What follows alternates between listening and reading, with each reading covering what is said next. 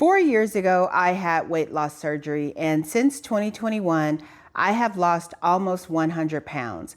Hopefully, by the time I upload this video, I will have met my goal because I'm just 3 light pounds away from that.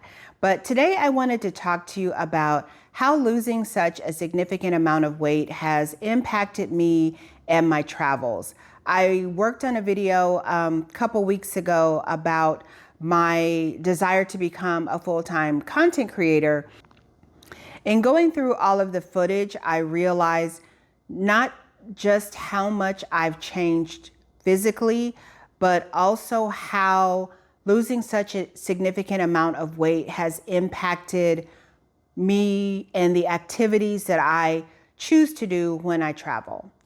In 2021, I had gastric sleeve surgery, and it was something that I had heard about but had never seriously considered. But I found myself getting to a point where I just realized that my weight was getting out of control and I needed to do something about it.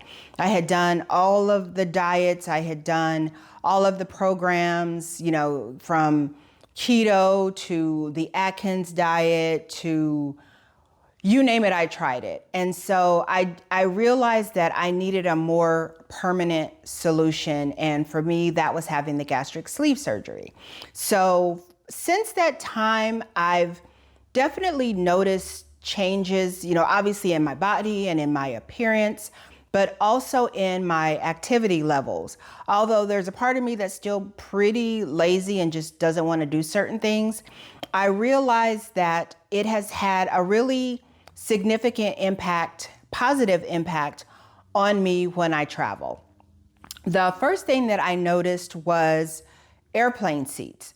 I never was to a size where I needed to have a seatbelt extender, but I did feel cramped and uncomfortable sometimes, especially on like smaller domestic flights. I would feel like, I was this much away from, having to let my seatbelt out all the way, or feeling that my legs were rubbing up against the armrest or against the person next to me. And so I can't remember which trip it was where I went, but I do remember getting on the plane and actually having to tighten the seatbelt instead of loosening the seatbelt. And that was a really big moment for me because I realized that I was losing weight and things were about to get better. I can't tell you how much money I spent on Ubers or taxis in cities where I should have been walking or taking public transportation. I know one time when I was in Italy, for example, Rome is a very walkable city. Milan is a very walkable city, especially if you're in the tourist areas.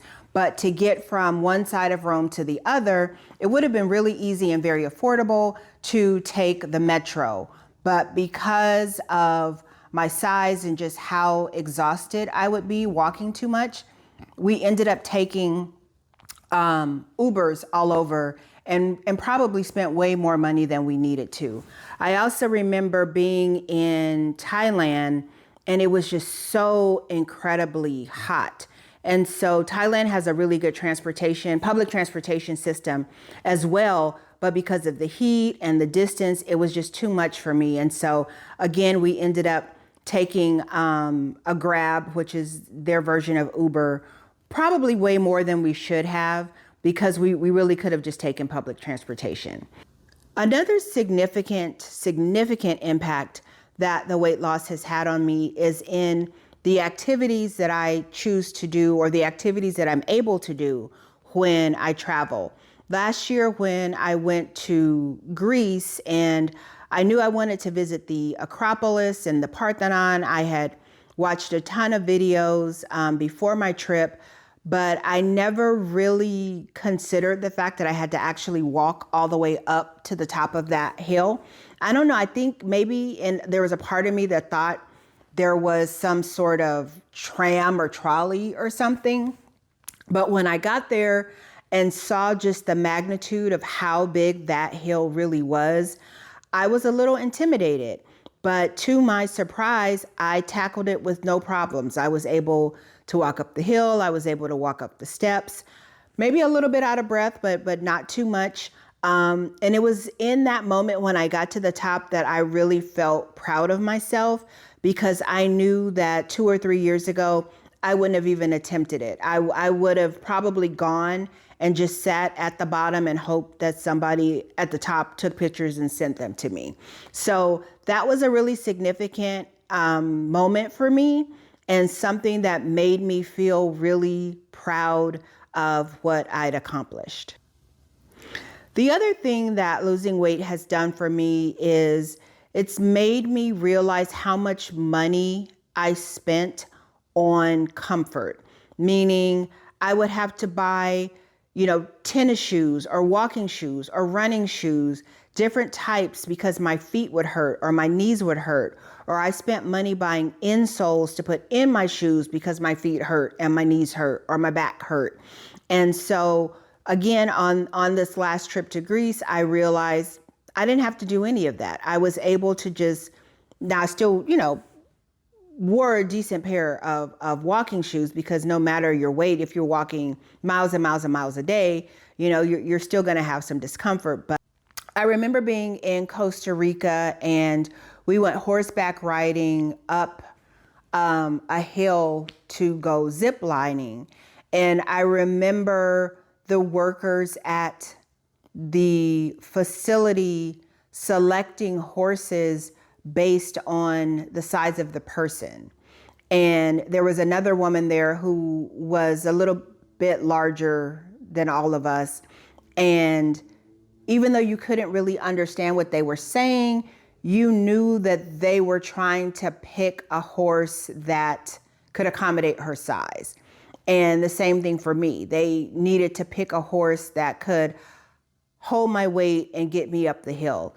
Even doing the zip lining, we had to think, is this, what is the weight capacity? Those are things that people of a certain size don't ever have to worry about. Like, there are just so many things that if you're not overweight, you really just never have to think about. And even though I've lost a significant amount of weight, I still think of those things. I still consider my size before getting on a plane or choosing a seat or walking down an aisle. Do I have to turn sideways? Going into an airplane restroom, is that going to be a comfortable experience? And I don't have to think about those things anymore, but there are just some things that you don't lose. There are just some things that are just ingrained in you. And I know that over time it'll change and maybe it won't. One thing I'll say that has negatively impacted my travels is because of the reduction in the size of my stomach, I just can't eat as much as I used to. And so now when I travel, I get kind of sad because I love to eat. I love food. I love trying different things. And maybe, 1 or 2 bites and it's a wrap. I can't do it. I've had waiters come to me and ask me if I didn't like the food because it looks like I hadn't eaten any of it. And then I have to try to explain to them that I'm full and I just can't. And so that's one of the things that I can say that I miss the most, is being able to try different types of food or eat a significant amount of food. Sometimes, or most of the time, I'll just order an appetizer if I can, or I even order a children's plate sometimes, and my niece teases me because even if I order a children's plate, I still can't finish it. But that is something that I've had to get used to, because I'll see something on a menu and I'll want it, and I'm like, I'm never going to be able to finish that. And nobody wants to waste food. So in no way am I trying to encourage anyone to have weight loss surgery. I think that you can be happy and healthy at any weight, but I just wanted to share with you my experience and how losing such a large amount of weight has actually not only improved my life, my day-to-day life, but also improved how I travel, where I travel, and the things that I do when I travel. So thank you so much for joining me, and I hope to see you again on the next one. Bye.